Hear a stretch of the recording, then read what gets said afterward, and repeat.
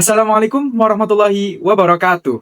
Halo semuanya, sesuai tugas mata kuliah pengantar manajemen bisnis, hari ini saya akan membuka presentasi dari kelompok kami. Pada kesempatan kali ini, kami akan membahas mengenai analisis strategi marketing BSI Cabang Darmo Surabaya dalam memperkuat positioning bank syariah sebagai pilihan utama masyarakat. Pada presentasi kali ini, kami dari kelompok B akan mempresentasikan materi yang kami susun yang mencakup pendahuluan, profil bisnis, proses bisnis, hasil analisis, rekomendasi, dan penutup. Latar belakang observasi ini adalah karena perbankan syariah di Indonesia berkembang pesat dan masyarakat makin mencari layanan yang aman, etis, dan sesuai syariah. Untuk bersaing, bank syariah harus punya strategi marketing yang tepat, produk yang terus dikembangkan, pricing yang transparan. Di Surabaya sendiri, pesaing bank dan kebutuhan digital yang meningkat membuat BSI KC Darmo perlu strategi yang lebih terarah untuk memperkuat posisi sebagai pilihan utama masyarakat.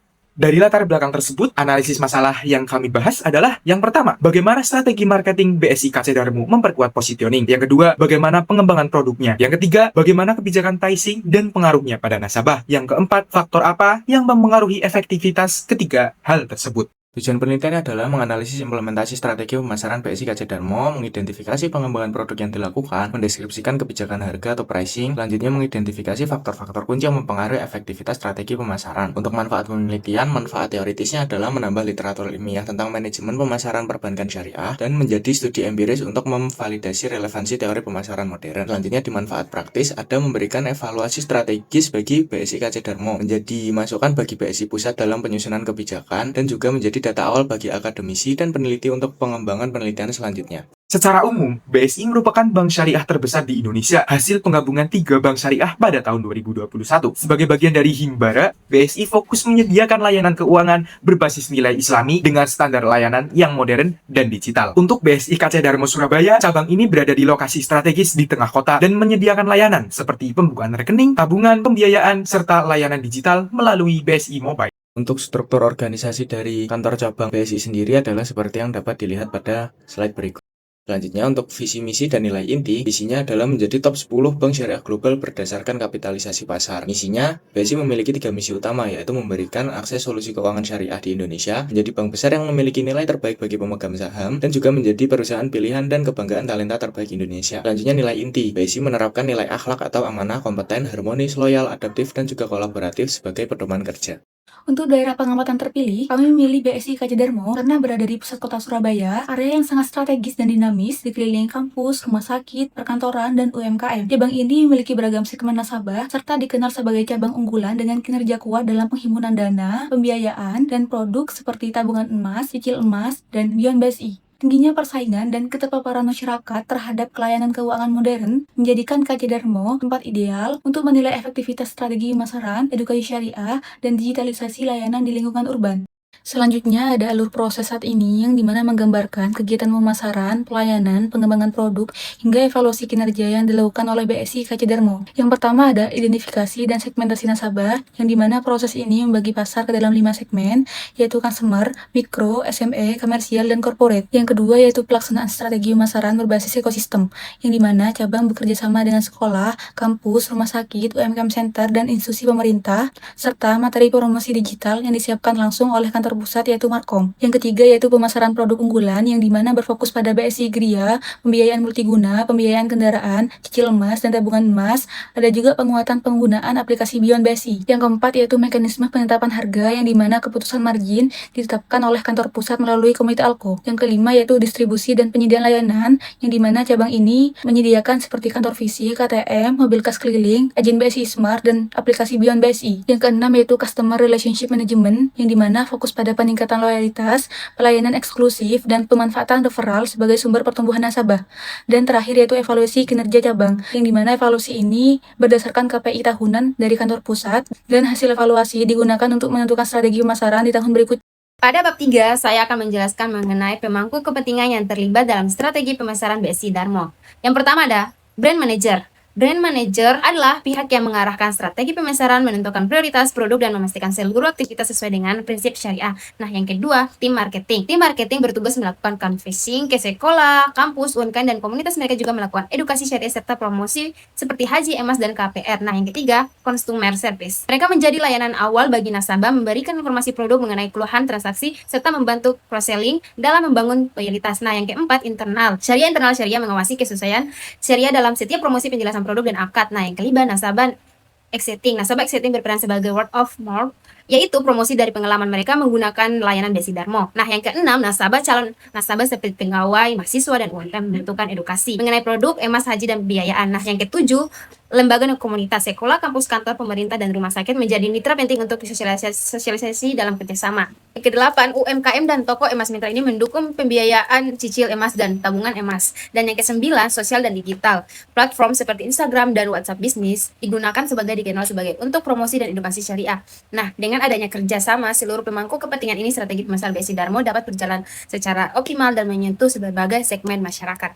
Strategi pemasaran BSI KC Darmo sudah sejalan dengan konsep pemasaran modern, yaitu customer-centric, edukatif, dan berbasis nilai syariah. Hasil wawancara juga menunjukkan bahwa cabang ini fokus memahami kebutuhan nasabah, meningkatkan literasi syariah, dan memanfaatkan posisi BSI sebagai bank syariah terbesar. Untuk analisis teorinya, kami menggunakan beberapa konsep. Pertama, STP. Segmentasi BSI ini mencakup customer, mikro, SME, komersial, dan korporat. Target utamanya adalah retail syariah, UMKM, lembaga pendidikan, dan institusi. Positioningnya menonjolkan citra BSI sebagai bank syariah modern dan terpercaya. Kedua, dari sisi produk, BSI fokus pada 4 hal: pembiayaan customer, produk emas, penghimpunan dana, dan layanan digital. Produk emas jadi salah satu prioritas karena permintaan tinggi dan risikonya rendah. Ketiga, harga ditentukan pusat melalui komite ALKO, berbasis cost of fund, risiko, dan kondisi pasar. Transparansi harga dijaga untuk memenuhi prinsip syariah dan membangun kepercayaan nasabah. Keempat, distribusi dilakukan lewat kantor cabang, ATM, dan AMK Beyond BSI, BSI Smart, serta kerjasama dengan sekolah, kampus, dan UMKM. Tujuannya adalah untuk memperluas akses layanan. Kelima, promosi dikelola oleh Markom melalui billboard, sponsorship, kegiatan kampus, CSR, dan kampanye digital yang konsisten untuk memperkuat brand awareness. Terakhir, CRM. BSI memberikan layanan personal seperti jemput layanan, lounge, dan fast service untuk menjaga loyalitas nasabah. Fokus CRM adalah berhubungan jangka panjang dan pelayanan unggul. Jadi, secara keseluruhan, strategi BSI KC Darmo sudah sesuai dengan teori pemasaran modern dan syariah. Selanjutnya ada masalah atau ketidakefisienan yang teridentifikasi. BSI KC Darmo masih menghadapi 4 kendala utama. Yang pertama yaitu literasi syariah masyarakat masih rendah, sehingga banyak calon nasabah belum memahami akad dan perbedaan bunga dengan bagi hasil. Yang kedua yaitu adopsi Beyond BSI belum merata. Banyak yang belum familiar dengan fitur yang ada di Beyond BSI. Yang ketiga yaitu promosi di cabang terbatas karena seluruh materi dikendalikan oleh kantor pusat, sehingga strategi lokal kurang maksimal. Dan terakhir yaitu komunikasi ke segmen non-muslim belum efektif, sehingga produk syariah belum dipahami sebagai layanan universal. Subbab selanjutnya yaitu dampak masalah yang teridentifikasi, di mana masalah tersebut menimbulkan beberapa dampak. Yang pertama yaitu pemahaman syariah yang masih rendah membuat calon nasabah ragu, beralih, dan memperlambat konversi, serta citra BSI sebagai bank yang transparan. Yang kedua, rendahnya adopsi Beyond juga melemahkan citra BSI sebagai bank syariah modern dan mengurangi efektivitas pemasaran digital. Di sisi lain, promosi cabang yang dibatasi oleh pusat membuat strategi lokal tidak optimal, dan segmen non-muslim belum tergarap karena persepsi syariah dianggap eksklusif. Pembahasan selanjutnya yaitu rekomendasi berdasarkan kerangka teoritis. Rekomendasi pertama adalah penguatan literasi syariah dengan pendekatan syariah marketing yang menjadikan promosi lebih edukatif melalui seminar kecil, konten digital sederhana, dan penjelasan akad secara jelas agar kepercayaan nasabah meningkat. Yang kedua yaitu optimalisasi adopsi Beyond BSI menggunakan konsep TAM dengan menunjukkan kemudahan dan kegunaan aplikasi lewat pendampingan aktivasi, demo fitur, dan penekanan manfaat praktis seperti kris atau investasi emas. Yang ketiga yaitu fleksibilitas promosi lokal perlu diperkuat.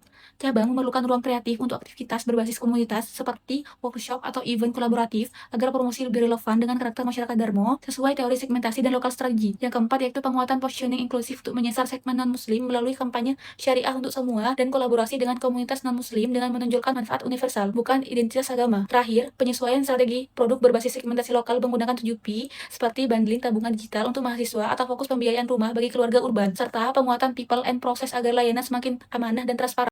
Dari strategi yang dilakukan terdapat beberapa hasil yang diharapkan. Yang pertama, meningkatnya literasi dan kepercayaan masyarakat terhadap layanan syariah. Nah, yang kedua, pemanfaatan atau buy yard semakin luas sehingga nasabah lebih aktif menggunakan layanan digital BSI. Yang ketiga, promosi lokal yang kuat dapat mempererat kedekatan emosional dan meningkatkan loyalitas. Selain itu, produk syariah yang lebih eksklusif diharapkan menjangkau segmen yang luas. Terakhir, penyesuaian produk berdasarkan segmentasi lokal dapat meningkatnya daya saing. Kesimpulannya, BSI Kece Darmo telah menerapkan strategi pemasaran yang relevan melalui fokus pada nasabah dan layanan digital. Tantangan seperti literasi syariah yang masih rendah, namun BSI terus memperluas iklus dan memperkuat promosi. Dengan langkah ini, BSI memiliki peluang besar semakin memperkuat posisinya di masyarakat.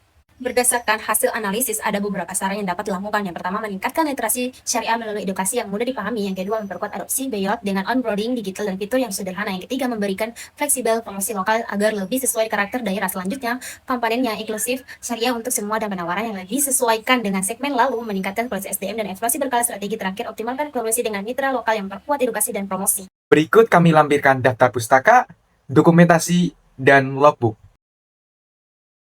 Cukup sekian presentasi dari kami, kurang lebihnya mohon maaf. Kelompok B pamit undur diri, sekian dan terima kasih. Wassalamualaikum warahmatullahi wabarakatuh.